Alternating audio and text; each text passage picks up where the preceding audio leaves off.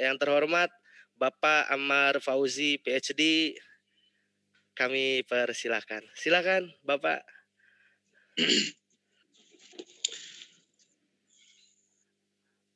Baik. Bismillahirrahmanirrahim.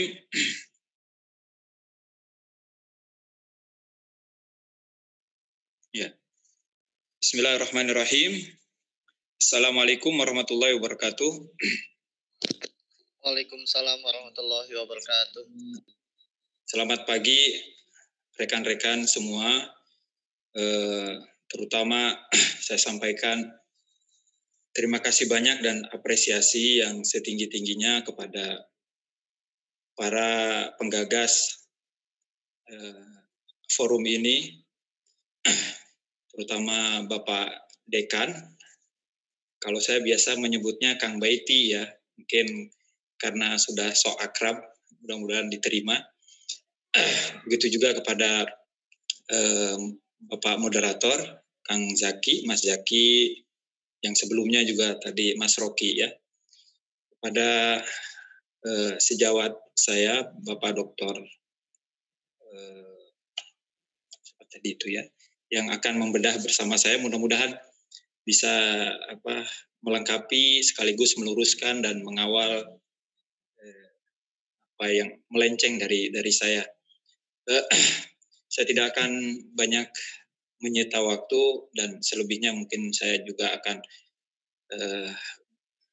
berharap banyak mendapatkan ilmu pengetahuan dari penulis langsung, juga dari Bapak Pembedah kedua. Karena itu izinkan saya memulai dari satu hadis Nabi yang sangat populer. Oh ya, Bapak Dr. Dedi Mulawarman, salam kenal.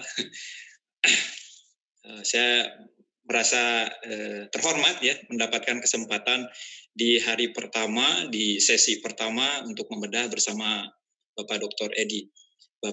Dedi. Tadi seperti yang saya sampaikan, saya akan memulai dari satu hadis Nabi untuk kemudian kita melihat posisi buku ini ya, posisi topik-topik yang dibahas dalam buku ini.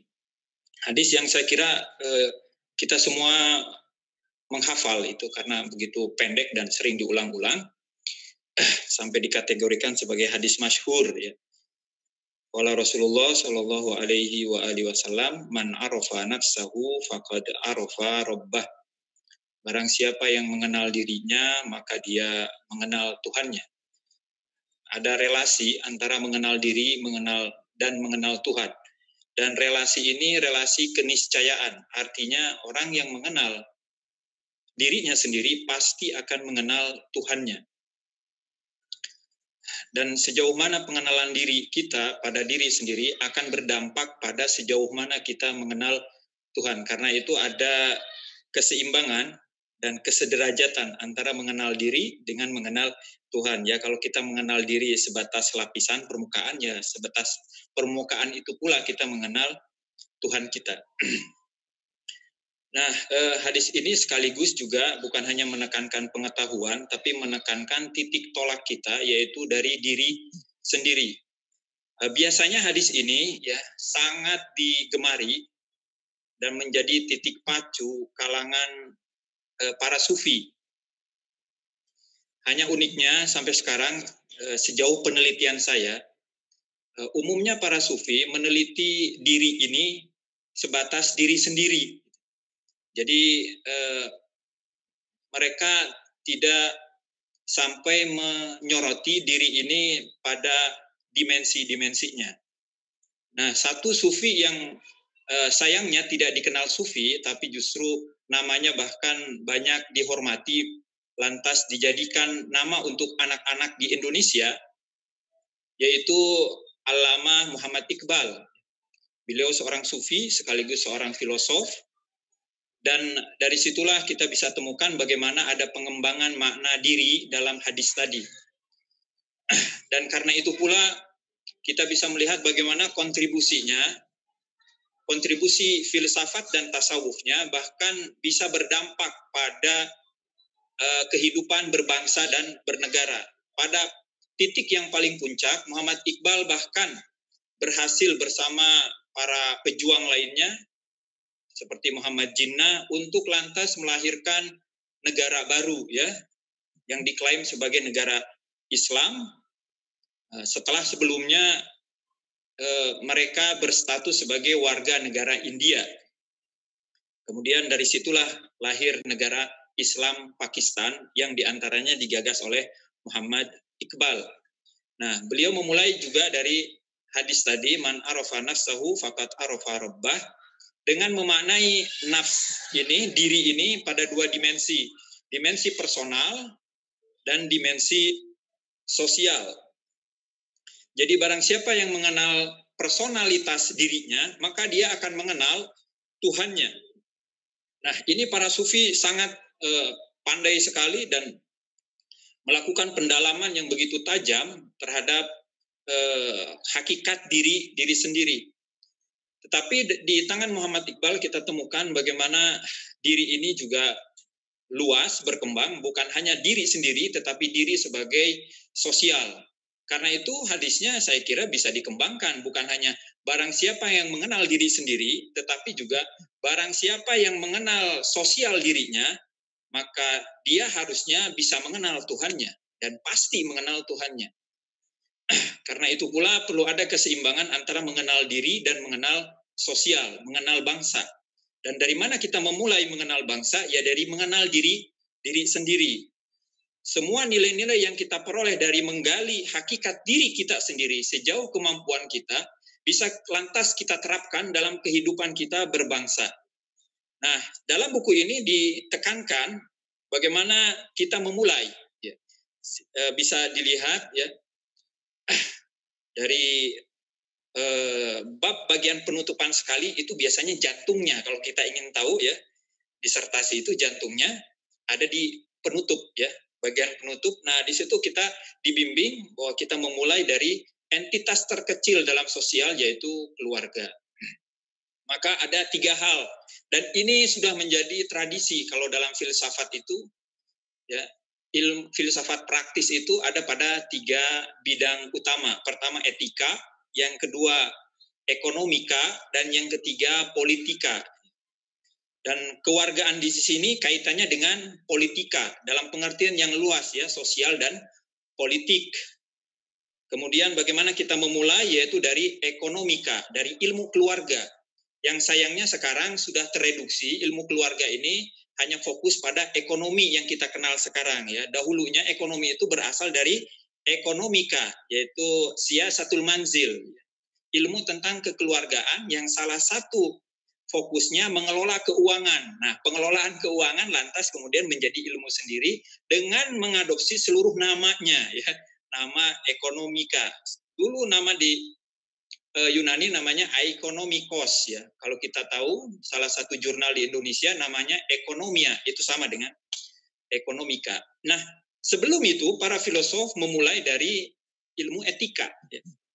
Yaitu ilmu mengolah diri, ilmu mengelola diri sendiri bagaimana supaya sempurna, lantas nilai kesempurnaan tadi ditularkan ke lingkungan dalam bentuk yang paling kecil yaitu keluarga, lantas lebih luas lagi ke masyarakat yaitu ke tingkatan berbangsa dan bernegara.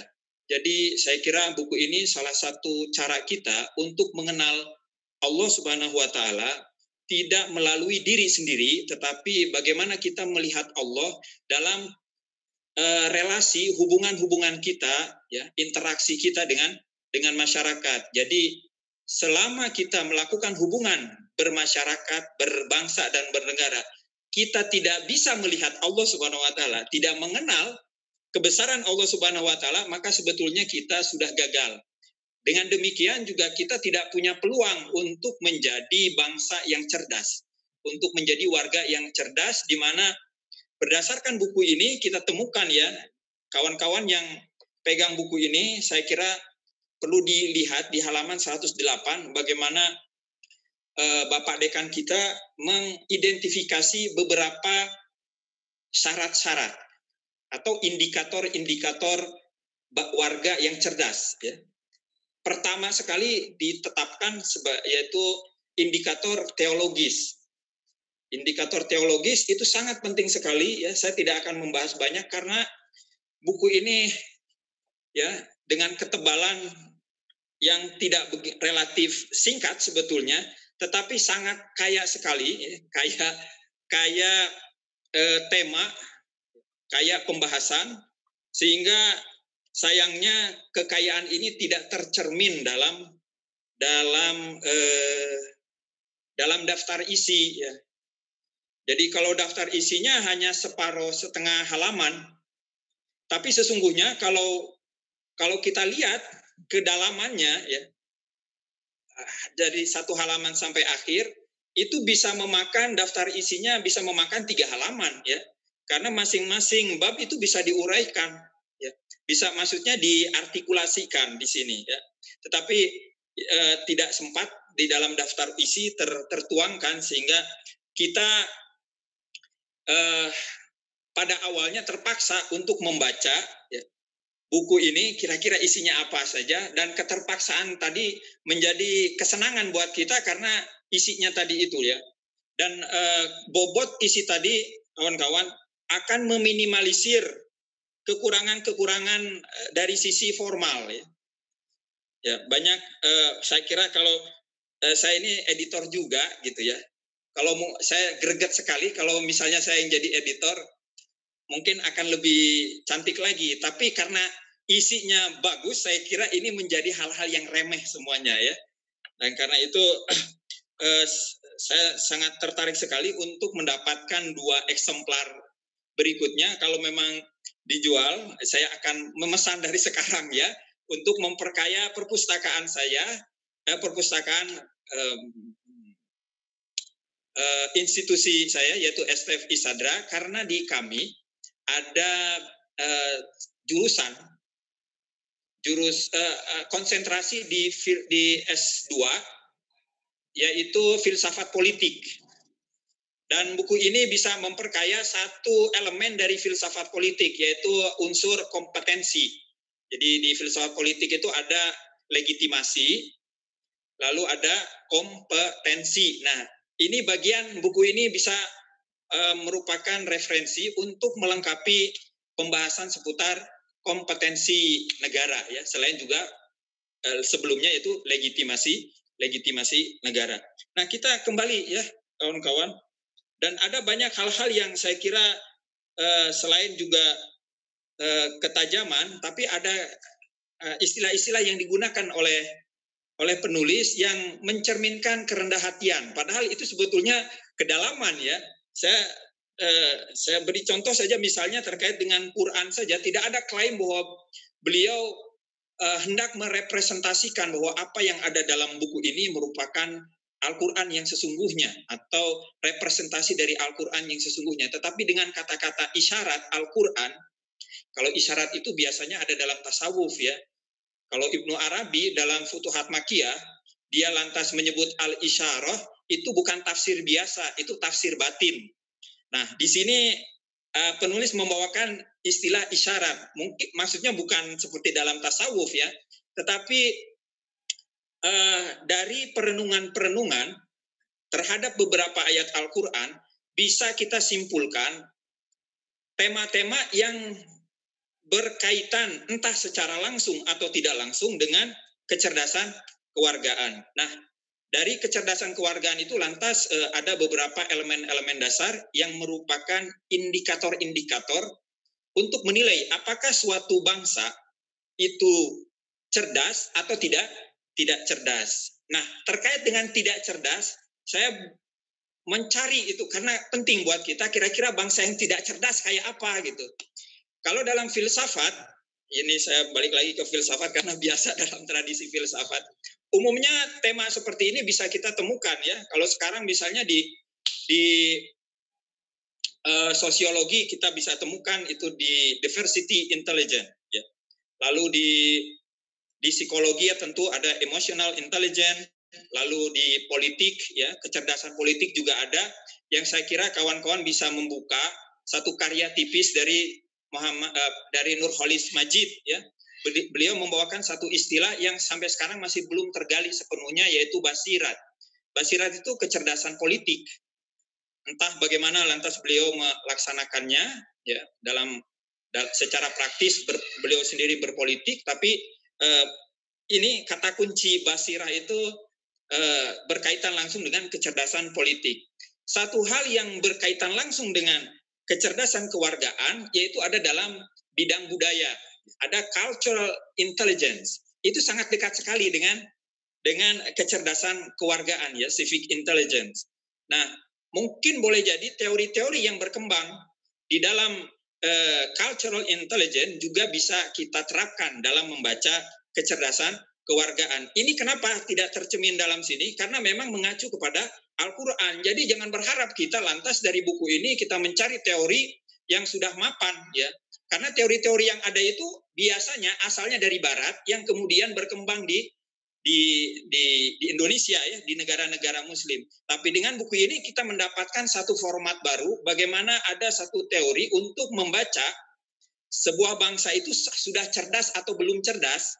Nah, kita bisa lihat buku ini. Jadi salah satu keunikan dan kebaruan dari buku ini ketika kita ingin melihat nilai-nilai kecerdasan warga di dalam Al-Quran.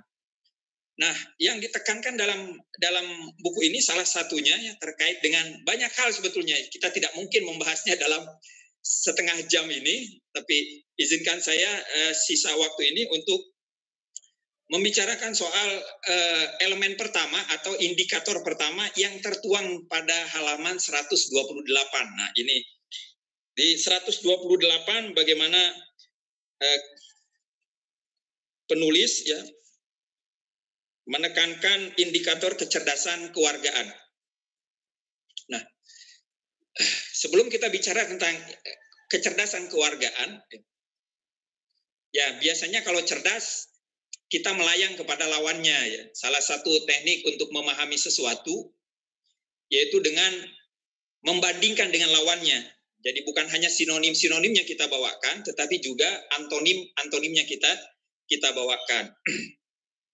Seperti misalnya Farabi ketika dia berbicara tentang negeri yang fadil, yang utama, Madinah Fadilah, beliau juga melengkapi penjelasan Madinah Fadilah dengan Madinah Jahilah, bangsa yang bodoh atau bahasa yang dungu. Nah, saya kira ini juga hal yang tidak saya peroleh secara literal atau secara eksplisit di dalam buku ini, yaitu musuhnya atau lawannya dari bangsa yang cerdas atau warga yang cerdas. Kecerdasan kewargaan ini maka perlu juga saya kira di highlight ya, ditonjolkan kedunguan atau kebodohan kewargaan. Nah, ini juga penting.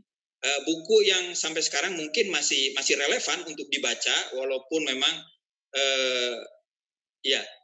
memang ditulis sejak Perang Dunia Kedua, yaitu karya Raymond Carroll Popper ya, itu buku filsafat politik, tapi dari judulnya kita sudah bisa paham ya, open society and its enemies ya, masyarakat terbuka dan musuh-musuhnya.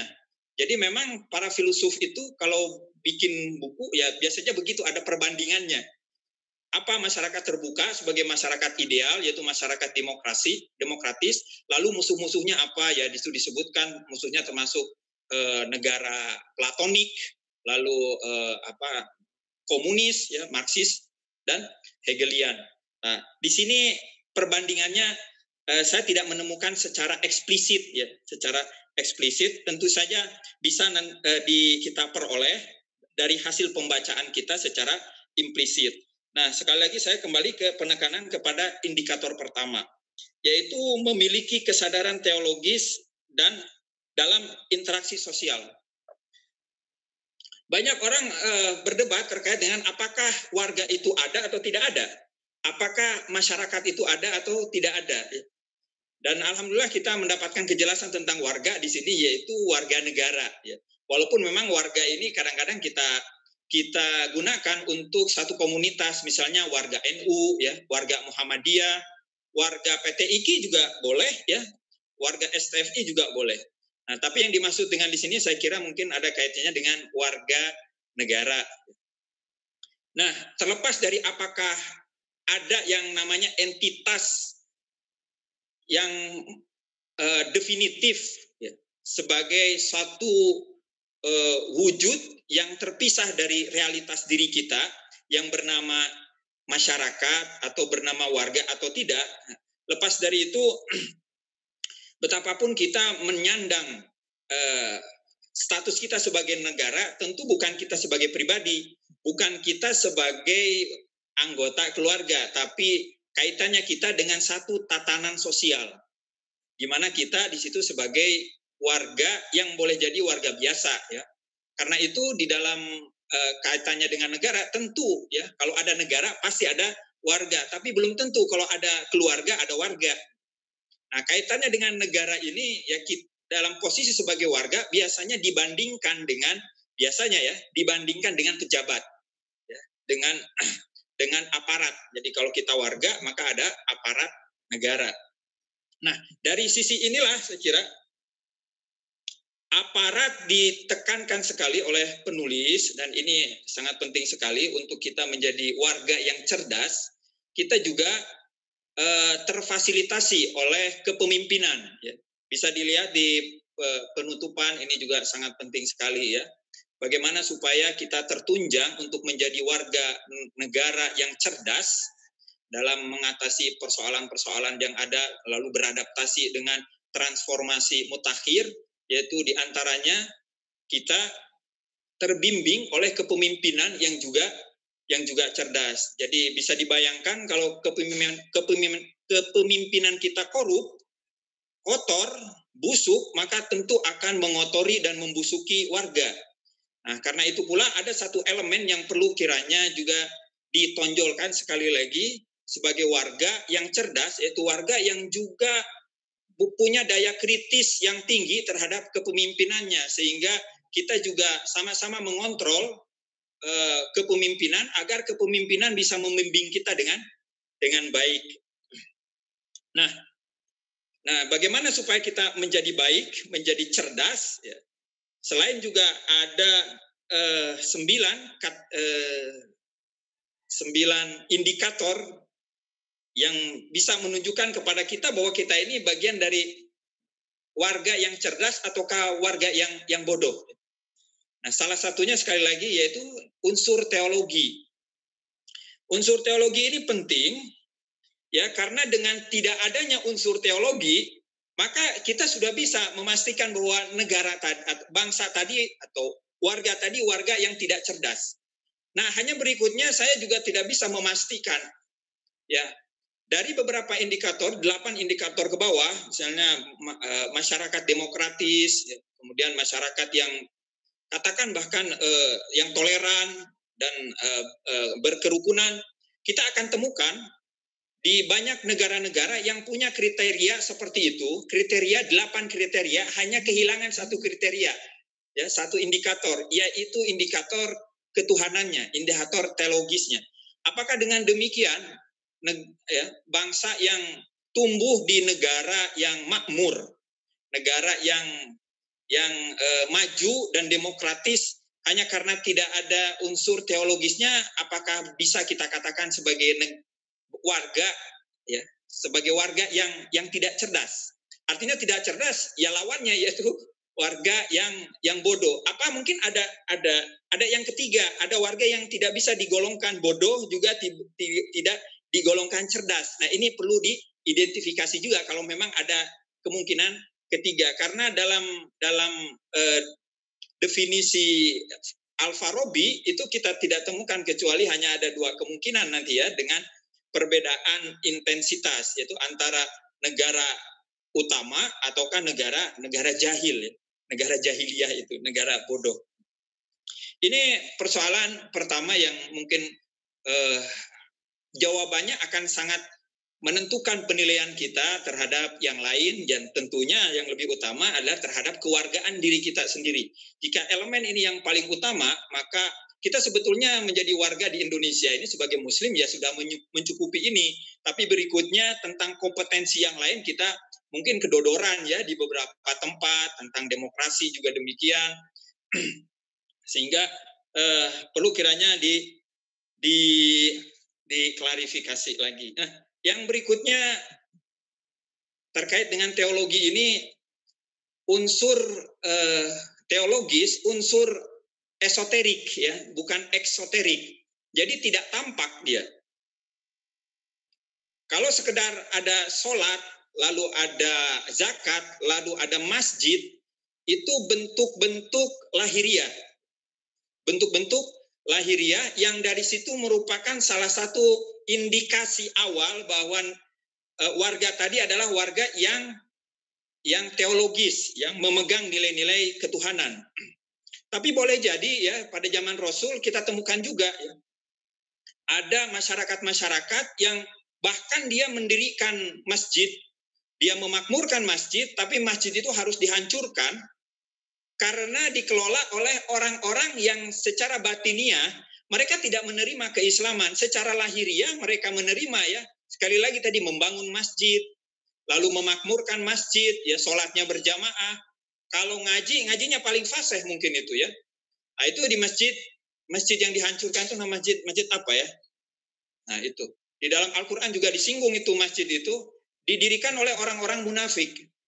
Jadi bentuk lahiriah ya, itu tidak menentukan, sekalipun itu salah satu indikasi bahwa satu warga adalah warga yang cerdas yang ditandai dengan pengakuan pada nilai-nilai ketuhanan. Nah, kita dalam kehidupan keseharian juga tentunya bagaimana nilai-nilai esoterik ketuhanan ini bisa terartikulasikan secara konkret dalam kehidupan kita sehari-hari, sehingga saya yakin kalau di kita ya sangat jarang sekali lah orang-orang yang ya betul masjid diror, terima kasih banyak ya. Ya mudah-mudahan tidak ada masjid diror, tidak ada penghuni masjid diror, tidak ada orang-orang yang memakmurkan masjid dengan semangat orang-orang yang berada di masjid diror dahulu ya, itu masjid ya yang wajib diruntuhkan bahkan. Mungkin ini paparan saya yang dua terakhir ya terkait dengan satu isu yang disinggung oleh Yuval Noah Harari ya, penulis internasional ini, karyanya diterjemahkan ke lebih 50 bahasa termasuk ke dalam bahasa Indonesia. Beliau memiliki 3 trilogi ya seperti yang kita tahu. Dan yang ketiga yaitu terkait dengan 21 persoalan di abad ke-21 ya.